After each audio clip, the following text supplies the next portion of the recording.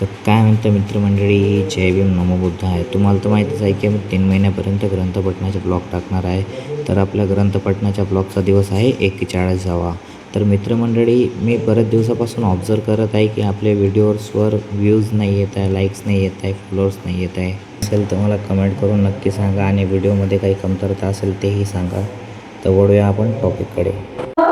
या ग्रंथामध्ये तृतीय खंडामध्ये आपण आतापर्यंतच्या वाचनात पाहिलं धम्म म्हणजे काय. आजच्या तृतीय खंडामधल्या भाग 14 सुरू करणार आहोत, तो म्हणजे अधम्म म्हणजे काय. अगोदर आपण वाचलं की धम्म म्हणजे काय व आता आपण सुरुवात करणार आहोत अधम्म म्हणजे काय. तथागत भगवान बुद्ध म्हणतात, दैवी चमत्कारावर विश्वास ठेवणे म्हणजे अधर्म आहे. जेव्हा जेव्हा एखादी घटना घडते, ती कशी घडली, त्याचे कारण काय हे जाणण्याची मनुष्य